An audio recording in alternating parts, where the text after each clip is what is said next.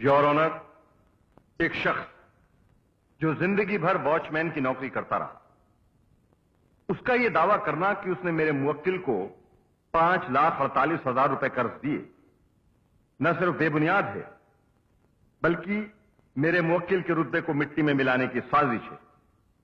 इसलिए your honour, मैं अदालत से दरखास्त करूंगा कि मुझे कुछ सवाल पूछने की इजाजत दे। प्रोसीड। तुम्हारा नाम? सरजीत सिंह साहब।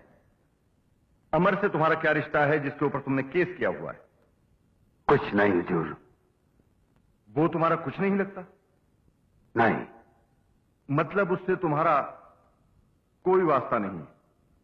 कोई नहीं साहब। अगर तुम्हारा उससे कोई वास्ता नहीं है तो तुमने इतनी बड़ी रकम उसे कर्जे में कैसे दे दी? क्यों साहब, नहीं देनी चाहिए थी ना? एक अनजान आदमी को कोई इतनी बड़ी रकम कर्जे में नहीं दे सकता। ऐसा कहा साहब, अमेरिका इंडिया का कोई मामा चाचा तो है नहीं, तो काहे अमेरिका इंडिया को इतना कर्ज देता है? हा? तुमने एक बहुत अच्छे पॉइंट की तरफ इशारा किया, लेकिन जब अमेरिका इंडिया को कर्जा देता है तो उसकी लिखा पढ़ी होती, दस्तावेज होता है, सबूत होता है।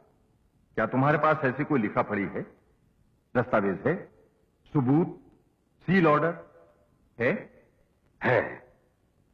है हुजूर। कहां है लिखा पढ़ी और दस्तावेज? हमरे माथे पर पड़ी बदनसीबी की लकीरें हैं, सबूत हमरे दिल की पीड़ा है, और सील ऑर्डर हमारी बेबसी है साहब। दुनिया की कोई भी अदालत इस दलील को कबूल नहीं करेगी। अगर तुम्हारे पास कोई सबूत है तो जज साहब के सामने पेश करो। ऐसा कहा हुजूर, आप जिंदा हैं? शराब क्या बकते हो? हमरे साले ने कहा कि कल रात आप मर गए। तुमको दिखाई नहीं देता मैं जिंदा हूं या मर गया? पर ई का सबूत है कि आप जिंदा हैं? मेरी सांसें। तो ऊ को निकालकर दिखाइए ना और पेश कीजिए जज साहब के सामने। भला सांसों को कोई कैसे दिखा सकता है? हाँ, तो हम भी अपने माथे पर पड़ी हुई बदनसीबी की लकीरें आपको कैसे पढ़वाएं? दिल की पीड़ा का सबूत कहां से पेश करें? बेबसी का सील ऑर्डर आपको कैसे दिखाएं? हाँ? मिस्टर मनसुखानी, इसका जवाब दीजिए। नहीं नहीं साहब, हम इसे नहीं उनसे पूछेंगे। तुम्हारा वकील कौन है? कहा हम अपनी वकालत खुद नहीं कर सकते माई बाप? कर सकते हो। ए मुन्ना, वकील साहब सबूत मांगत है। हम और हमारी सरकार ने एक वक्त खाकर आधे कपड़ों में गुजारा करके अपनी 25 साल की सर्विस की सारी तनख्वाह, पत्ता, ग्रेच्युटी, बोनस, बख्शीश सब तो हर पढ़ाई में खर्च करती है, तो हर कपड़े, तो हर किताबें, तो हर ऐसो आराम में खर्च करती है। नंगे हो गए हम, सफा चट। और अब जब हम अपना पैसा वापस मांगत है तो वकील साहब सबूत मांग रहे हैं।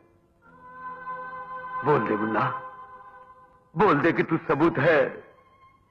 बता दे वकील साहब को कि तू सबूत है मुन्ना, बता दे। मैं वही कहूंगा जो मेरे वकील ने कहा है। मतलब तुझे कुछ पता नहीं? मेरे ऊपर किसी का कोई कर्ज नहीं है। ई का मतलब हमने तुझ पर कुछ खर्च नहीं किया? मुझे यही कहना है कि मुझ पर किसी का कोई कर्ज नहीं है।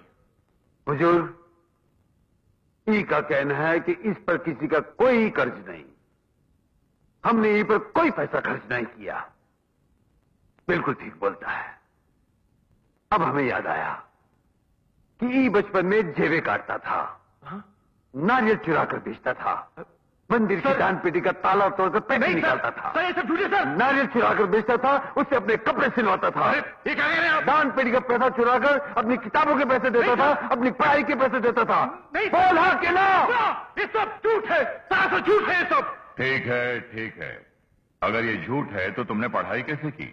बोल, अब बोल। चलो, तुमने चोरी नहीं की, कर्ज नहीं लिया, लेकिन खाने, कपड़े, किताबों और फीस के लिए पैसे चाहिए ना? इन सारी चीजों के लिए तुम्हारे पास रुपए कहां से आए? वो तुम्हारे किसी दोस्त ने दिए, किसी रिश्तेदार ने दिए, या तुम्हारे माँ बाप ने दिए? हाँ, बहुत हो गया हुजूर, बहुत हो गया। क्यों वकील साहब, आप सबूत मांग रहे थे ना? मिल गया जज साहब को वो सबूत। नहीं और ये सबूत नहीं हो सकता। ये तो हर मां बाप की जिम्मेदारी है। क्या अपने बेटे को पाल पोस कर बड़ा करने की आपकी जिम्मेदारी नहीं है? बिल्कुल है साहब। या अपने बेटे को पढ़ाना लिखाना एक बाप की जिम्मेदारी नहीं है? क्यों नहीं साहब? तो फिर वही तो तुमने किया है। किसके लिए? अपने बेटे के लिए। हमने बरोबर सुना नहीं साहब। किसके लिए? मिस्टर अमर के लिए। वो कौन है? मिस्टर अमर कुमार, तुम्हारे बेटे। ये आपसे किसने कहा? तुमने। हमने? देखा जज साहब, देखा वकील साहब झूठ बोलत रहे। क्या हमने कभी आपसे या इनसे कभी ये कहा कि ये हमारा बेटा है? नहीं। तो फिर तुम क्या कहना चाहते हो कि अमर कुमार तुम्हारा बेटा नहीं है? नहीं। तो फिर कौन है? होगा कोई ऐरा गहरा नथु खैरा। हमें कहा। तो फिर तुम दोनों का रिश्ता क्या है? हम देनदार हैं, ये लेनदार हैं। हमने कर्ज दिया, इन्हें कर्ज लिया। नहीं और ऑनर, ये सिर्फ दिखाने के लिए भोला भाला बन रहा है, मगर है बहुत होशियार। मिस्टर अमर कुमार सिंह मिस्टर सरजू नारायण सिंह उस सरजू का बेटा है। हुजूर, वकील साहब कह रहे हैं कि ई सरजू का बेटा है, लेकिन आज तक कभी किसी से इसे ई कहा कि ई हमरा बेटा है। कॉलेज में, शादी के वक्त, नौकरी के इंटरव्यू में कभी इसे ही कबूल किया कि सरजू का बेटा है। अगर इसके पास कोई गवाह है तो आपके सामने पेश करें, और हम उन सारे लोगों को आपके सामने पेश कर सकते हैं जिनके सामने इसे ई कहा कि सरजू का बेटा नहीं है, नहीं है, नहीं है।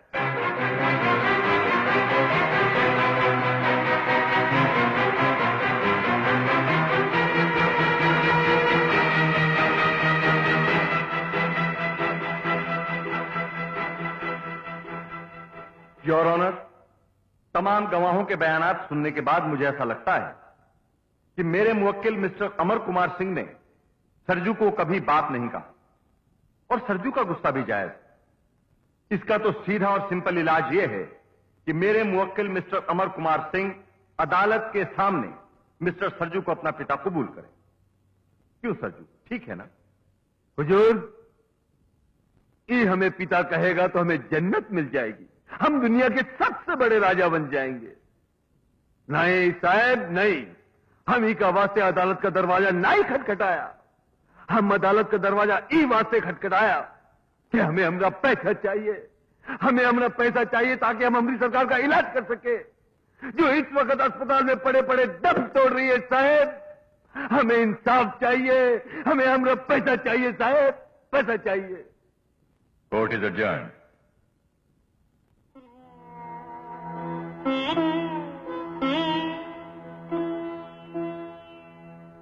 सरजू, लक्ष्मी की हालत गिरती ही जा रही है, इसके ऑपरेशन के लिए फौरन रुपए का बंदोबस्त करो। डॉक्टर जी, हमें इंसाफ जरूर मिलेगा। हम कैसे भी करके अपनी सरकार के ऑपरेशन के लिए रुपया लेकर आएंगे, रुपया लेकर आएंगे डॉक्टर जी, लेकर आएंगे।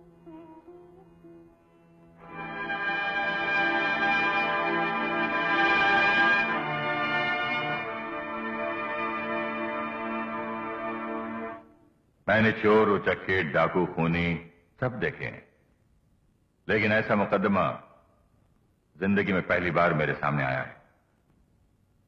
कानून की किताबों में कुछ पन्ने खाली हैं जो शायद ऐसे मुकदमों के लिए रखे गए हैं।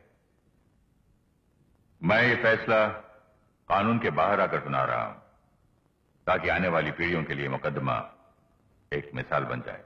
वो नालायक बेटा जिसे उसकी मां ने 9 महीने अपने पेट में रखा और 25 साल तक अपना पेट काट कर खिलाया, पिलाया, पढ़ाया, लिखाया, और वो बेटा जो अपने मां बाप का खून पसीना पीक कर बड़ा हुआ, वो अपनी जिम्मेदारी लेने से इनकार कर दे तो उसे सजा मिलनी ही चाहिए। लेकिन बाप का दिल बेटे के लिए सजा की बात सोच भी नहीं सकता। उसे सिर्फ मुआवजा चाहिए।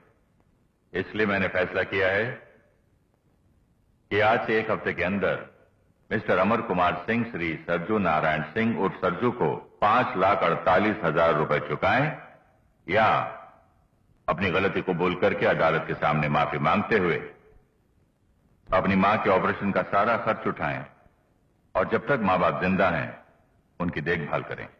इन दोनों में से श्री सरजू नारायण सिंह को जो भी फैसला मंजूर हो,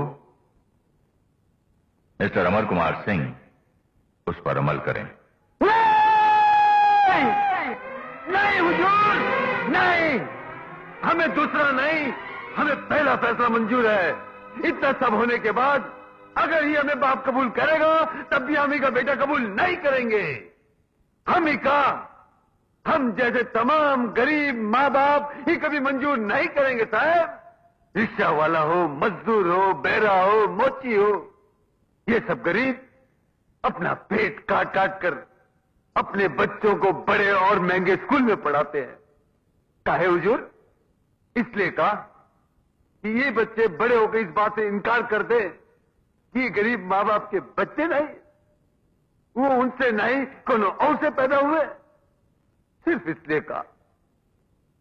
हर माँ बाप का सर फकर से ऊंचा हो जाता है जब किसी रिक्शे वाले का बेटा अफसर बनता है, किसी किसान का बेटा कलेक्टर बनता है, किसी कांस्टेबल का बेटा कमिश्नर बनता है। लेकिन ऐसी औलाद पैदा करके हमें शर्म से सर नहीं झुकाना है। हम सारी दुनिया से फरियाद करेंगे कि ऐसी औलाद को जात पार करो, इनका बहिष्कार करो। लेकिन भाई बाप, हम आपके आगे हाथ जोड़ते, आपके पांव पड़ते, हमें ऐसा बेटा नहीं चाहिए साहेब, हमें ऐसी औलाद नहीं चाहिए। हमें हमारा पैसा चाहिए साहब, हमें हमारी सरकार चाहिए, हमें हमारी सरकार की जिंदगी चाहिए साहब।